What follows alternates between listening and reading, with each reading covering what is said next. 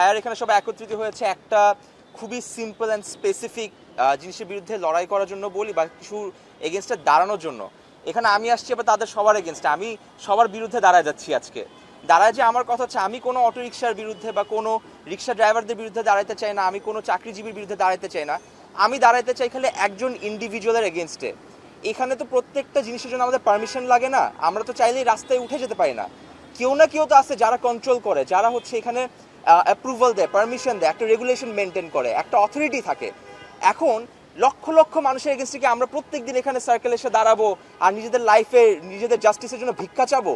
একটা দেশ, একটা জাতি, আমরা যে বাংলাদেশের ক্যাপিটাল ঢাকা পুরো পৃথিবীর সবচেয়ে জঘন্যতম লিস্টের লাস্টে গিয়ে মোস্ট নন লিভেবল সিটির একটা সিটি, ক্যান ইউ ইম্যাজিন আমরা এখানে তারপরও কতটুকু লজ্জাহীনতার সাথে দাঁড়ায় হাসতে হাসতে ক্যামেরার সামনে কথা বলতেছি, নোয়িং দ্যাট এই প্রেস রিলিজের পর তারপরও কোনো চেঞ্জেস আসবে না। কি পরিমাণে লজ্জা লাগার একটা বিষয়।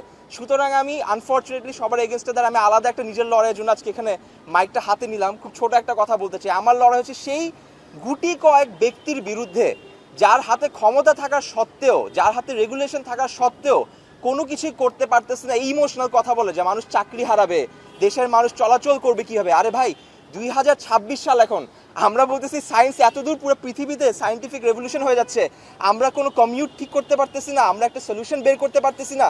স্কুল কলেজে আসেন, আপনি একটা 18 বছরের যুবককে জিজ্ঞেস করেন সলিউশন কি, ইজিলি 5 মিনিটের মধ্যে দিয়ে দিবে।